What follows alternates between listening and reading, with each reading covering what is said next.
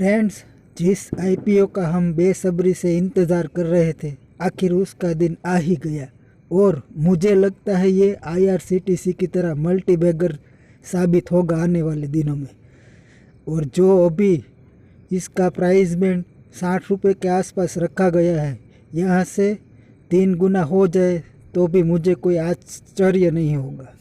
तो फ्रेंड, चलिए ये शेयर 180 तक क्यों जाएगा, उसका लॉजिक और कंपनी कब शुरू हुई, उसके फंडामेंटल, इन सभी बारे में चर्चा करते हैं।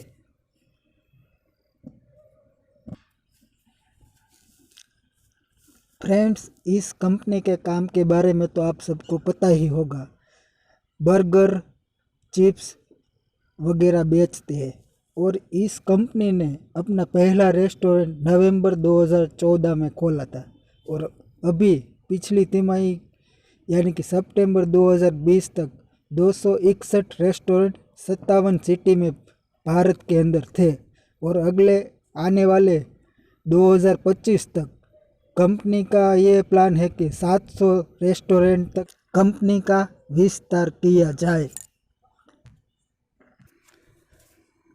फ्रेंड्स, आपने देखा जैसे कंपनी ने अभी 6 साल पहले ही अपना पहला रेस्टोरेंट खोला था और अब 261 के आसपास पहुंच गए तो उसी तरीके से उसका सेल भी काफ़ी तेज़ी से बढ़ रहा है। मैं यहाँ आपको 2018 से दिखाता हूँ। जो 2018 में आप देख सकते हो 388 करोड़ का सेल था और 2019 में 644 करोड़ के आसपास पहुँच गया और 2020 में 846 करोड़ के आसपास पहुंच गया और पिछली सितंबर तिमाही में 151 करोड़ के आसपास रहा था। एंड कंपनी अभी प्रॉफिट शो नहीं कर रही क्योंकि वो काफ़ी तेज़ी से अपने बिजनेस को विस्तार करा रही है, तो मैंने यहाँ पर प्रॉफिट नहीं दिखाया है। मगर सेल्स के डेटा आप देख सकते हैं। 2 साल में जैसे 2018 में 400 करोड़ के अंदर था, वो 2 साल में ही 800 करोड़ से ऊपर चला गया, यानी कि दुगने से भी ज़्यादा। तो आप देख सकते हो कंपनी जैसे जैसे अपना रेस्टोरेंट की संख्या बढ़ा रही है वैसे वैसे सेल बहुत ही तेज़ी से ग्रो कर रही है और ये अपने पीयर्स यानी कि जुबिलेंट फूड से काफ़ी तेज़ गति से आगे चल रही है सेल्स के फ्रंट पर।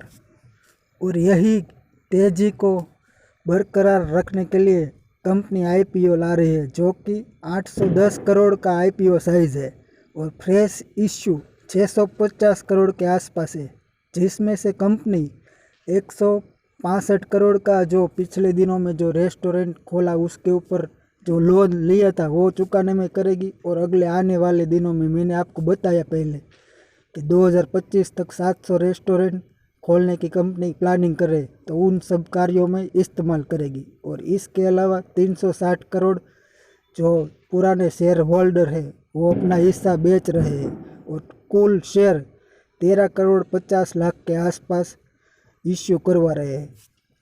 आईपीओ की डेट दिसंबर 2 यानी कि अगले आने वाले हफ्तों में बुधवार से शुक्रवार तक रहेगी, 2 दिसंबर से 4 दिसंबर। और प्राइस बैंड 59 से 60 रुपये तक रहेगा और लॉट साइज 250 शेयर रहेगी, जो कि इसकी अमाउंट 15,000 के आसपास होती है। और रिटेल पोर्शन बहुत कम है, 10% तक ही रिटेल को शेयर बांटे जाएगी। एंड एनएससी और बीएससी दोनों ही एक्सचेंजेस पर इसकी लिस्टिंग होगी।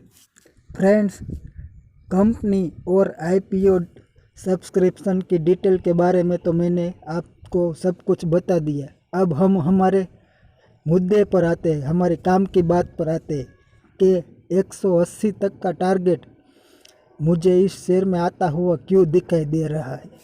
सबसे पहले इस आईपीओ की सब्सक्रिप्शन में सेंटिमेंट के बारे में मैं बात करना चाहूँगा।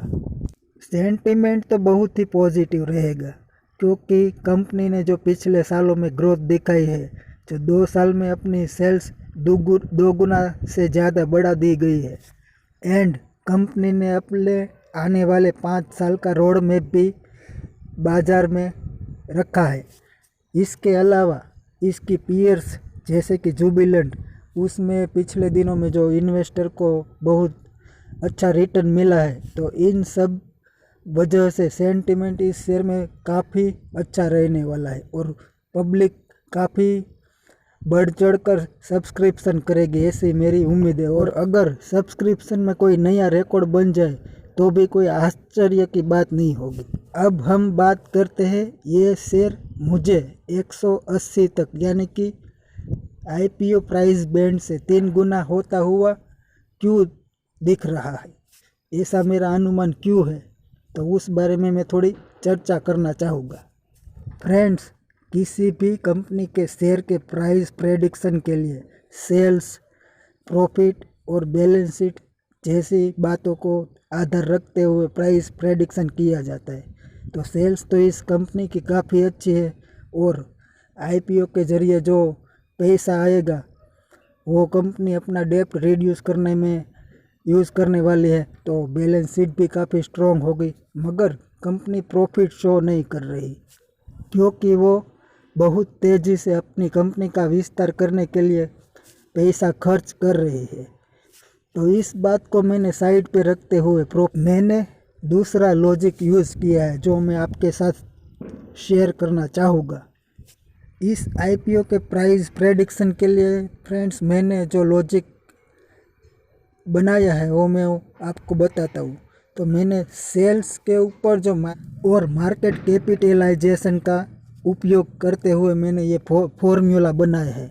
जैसे कि आप जुबिलेंट फूडवर्क का पिछले साल का सेल देख सकते हो जो कि तकरीबन 4000 करोड़ के आसपास था और उस कंपनी का मार्केट कैप 32,000 करोड़ के आसपास है, यानी कि सेल्स से 8 गुना तक।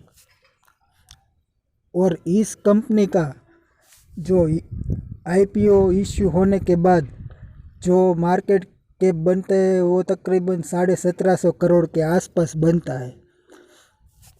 तो अगर इस कंपनी की सेल्स के सामने देखा जाए तो सिर्फ 2 गुना तक ही है, जबकि पिछले साल इस कंपनी का सेल 850 करोड़ के आसपास रहा था और इश्यू होने के बाद 1750 करोड़ का मार्केट कैप होगा। तो जुबिलेंट फूड जैसे अपने सेल से 8 गुना तक ट्रेड कर रहा है, तो मैं इसका सिर्फ अपने सेल यानी कि 850 करोड़ से 6 से 6.5 गुना तक ट्रेड करने की उम्मीद लगाता हूँ। तो इसका मार्केट कैप तकरीबन 5000 करोड़ के आसपास होना चाहिए। तो इसलिए से देखा जाए तो इस शेयर का टारगेट 180 तक तो डेफिनेटली बनता ही बनता है और मुझे 100% ये लगता है कि ये शेयर आईआरसीटीसी की तरह अगले आने वालों दिनों में रिटर्न देगा। मैंने जो यहाँ पर फॉर्मूला बताया सेल्स और मार्केट कैप का, आप चाहे तो उससे असहमत भी हो सकते हो।